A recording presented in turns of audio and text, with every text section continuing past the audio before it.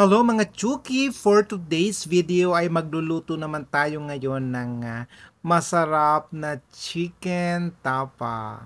Dahil nga na-miss ko ang Pinoy food dito sa Middle East, naisipan ko magluto mga Chuki. Meron tayo ditong isa't kalahating breast chicken fillet mga Chuki na hiniwa ko lang siya ng ganitong kaninipis para talagang madali lang siyang maluto mamaya. And then i-marinate natin siya sa konting garlic, konting black pepper, konting soy sauce, at saka konting oyster sauce. So konti-konti lang mga Chuki, baka mamaya umalat naman yung ating chicken tapa. So ayan, mimix lang muna natin siya.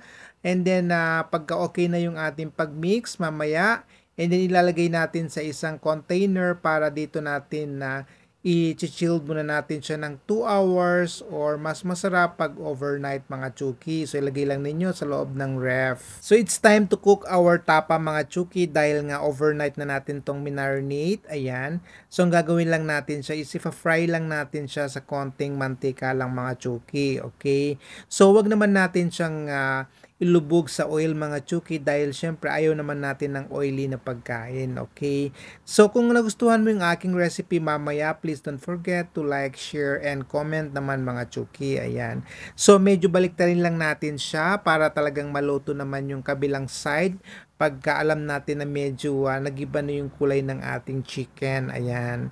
So ayan mga Chuki, bagli maluluto lang tong ating chicken ng mga around 8 minutes lang po mga Chuki. So wag nyo na pong iwanan dahil nga wala naman tong tubig and ifina-fry lang natin yung ating chicken. So ayan mga Chuki, bantayan lang ninyo at yan pag medyo nag-dry na siya, hayaan lang natin na medyo magmamantika yung ating manok, ayan, para talagang ma-fry lang natin ng konti, ayan. Kung sa punto na to mga Chuki ay naamoy ko na yung ating chicken, talagang napakasarap na mga Chuki. Alam mo ba yung garlic niya, talagang natotoast na yung kanyang garlic, ayan, kung napansin nyo, di ba medyo nag-brown-brown na yung mga gilid ng aking kawaling hindi pa bayad mga Chuki, di ba? So ayan mga Chuki, pag ganito na yung ating chicken, katulad ng sabi ko kanina, di ba, wag nyong iwanan, baka mamaya, ay nako, maubos yan, ayan. So ito na mga Chuki, dahil nga luto na siya, tatanggalin na natin, okay? So meron pang natira, so i-fry lang natin din same procedure, ayan. So ito naman natin yung ating cooking oil na pinagprituan kanina, ayan, naglagay lang tayo ng konting garlic. Pagkatapos, ilalagay na natin yung ating steam rice, leftover na rice mga Chuki, ayan.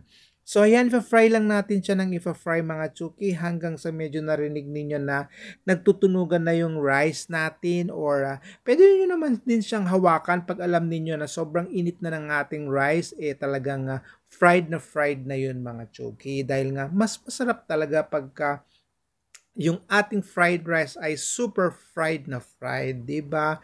So ayan na nga mga Chuki, yung medyo nagda-dry na yung ating rice, ayun na, fried na talaga yun. Okay, so ayan. So haluin lang natin ng haluin, continue sa paghalo. So habang hinahalo ko ito mga Chuki, nagpa-fry na rin ako ng itlog, nagsasunny side up ako. Okay? So hindi ko na ipapakita sa inyo dahil nga madali lang naman talaga mag-fried ng egg mga Chuki kasi haba na yung ating video. So ito na nga mga Chuki, nag-sprinkle pa ako uli ng ating garlic toast. Ayan, garlic toast or fried garlic mga Chuki.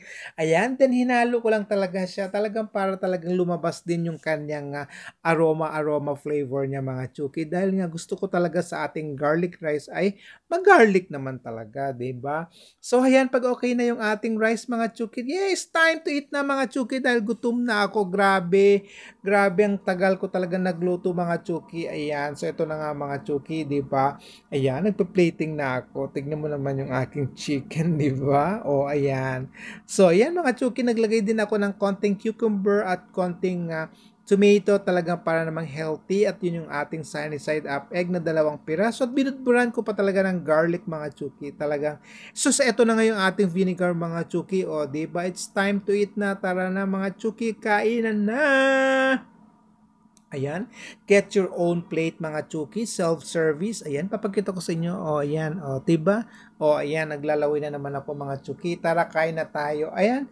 Anyway, mga Chuki, thank you for watching. If you find interesting yung aking video, please don't forget to like, comment, and share to your friends naman, mga Chuki. Or ikaw na rin mismo magluto ka para malaman mo kung anong lasa ng aking recipe na talagang swak na swak sa iyong budget. Okay, thank you for watching. God bless!